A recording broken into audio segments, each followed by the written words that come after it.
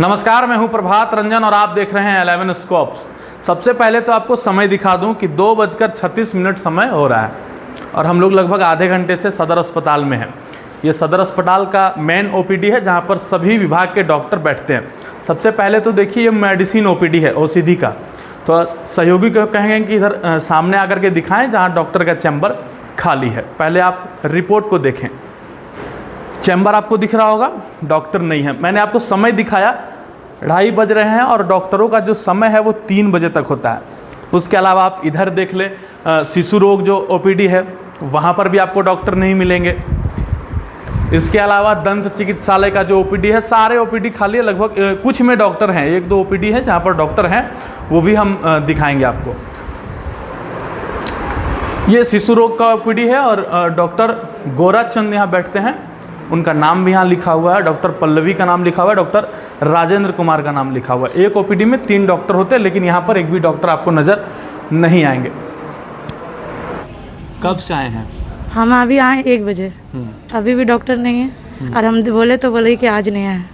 फिर आप किस बीमारी लेकर आए थे? उनको बहुत चलने में दिक्कत है, चल नहीं पा रही हैं, किडनी में सूजन वजन भी हो गया है, इस वजह से। तो वो बोले कि आज आए ही नहीं। फिर आपके सामने वहाँ पे क्या बोली कि नहीं आए तो चले गए।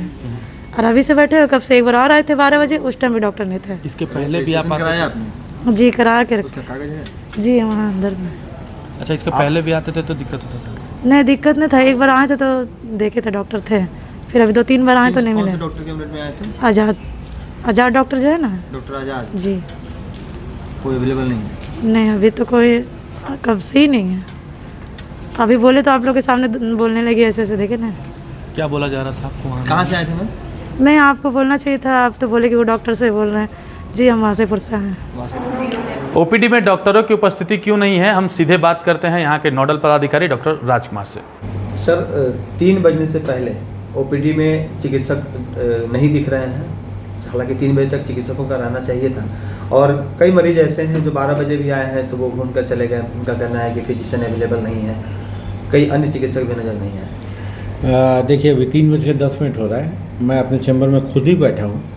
मैं भी एक चिकित्सक हूँ और मैंने ओपीडी में भी देखा जाकर, वहाँ ओपीडी में मेरे को वहाँ पे चिकित्सक मिले।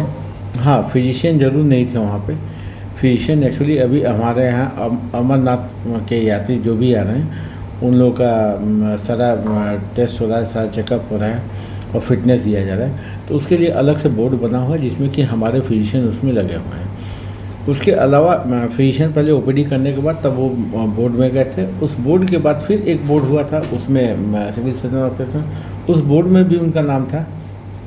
तो चूँकि हमारे यहाँ के 3 फिजिशियन थे, लेकिन 3 फिजिशियन में एक फिजिशियन पता नहीं काफ़ी दिन तक अनुपस्थित हैं और अभी तक कोई इन्फॉर्मेशन भी नहीं है उनके बारे में कि वो आएंगे कि नहीं आएंगे।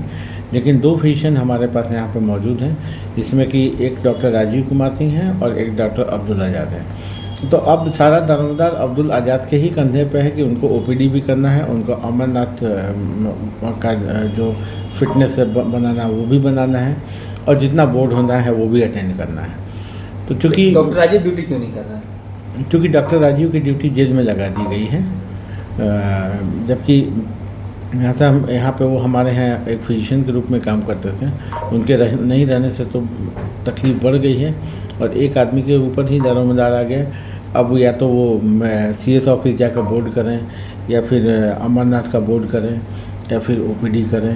सर, जेल तो मुश्किल से 1 घंटे 1.5 घंटे का काम है, उसके बाद तो उनको अपनी सेवाएं देनी चाहिए थी यहाँ पर। देखिए, उसमें सिविल सर्जन स्तर से एक लेटर निकला हुआ है, उसमें है कि इनकी नियुक्ति जेल में कर दी गई है। यानी वो यहाँ पर ओपीडी करने के लिए बाध्य नहीं है? हाँ, यहाँ पर ओपीडी नहीं करेंगे। तो जैसा कि डॉक्टर राजकुमार सिंह जो कि नोडल पदाधिकारी, उन्होंने बताया कि जनरल फिजिशियन यहाँ सदर अस्पताल में 3 हैं और तीनों स्पेशलिस्ट हैं, जबकि एक जो पदाधिकारी हैं, एक जो डॉक्टर हैं, वो बगैर कारण बताए कई महीनों से यहाँ अनुपस्थित हैं।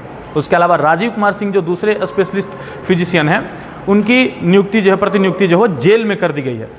और तीसरे जो डॉक्टर आज़ाद हैं, डॉक्टर आज़ाद को सिविल सर्जन कार्यालय में बोर्ड के मीटिंग में अमरनाथ यात्रियों के चेकअप में या फिर हज के यात्रियों के चेकअप में बार बार बुला लिया जाता है, जिस कारण से उनका मरीजों को कठिनाइयों का सामना करना पड़ता है। मरीज आते हैं और फिजिशियन के अभाव में वापस भी चले जाते हैं। पिछले दिनों उपायुक्त कार्यालय से निर्देश दिया गया था कि किसी भी जनरल फिजिशियन जो कि स्पेशलिस्ट हैं उनको जेल में प्रतिनियुक्ति नहीं की जाएगी। बावजूद सीएस कार्यालय से उनका प्रतिनियुक्ति जेल में किया गया और ये कहीं ना कहीं जांच का विषय है कि आखिर क्यों इस प्रकार से सीएस कार्यालय से एक स्पेशलिस्ट फिजिशियन को जेल में प्रतिनियुक्ति की गई। जहां वो पहले 35,000 की सैलरी में काम करते थे, अब एनएचएम के द्वारा जब उनकी बहाली होती है तो वही फिजिशियन जो हैं वो 1,35,000 की सैलरी महज 1 घंटे के काम का लेते हैं।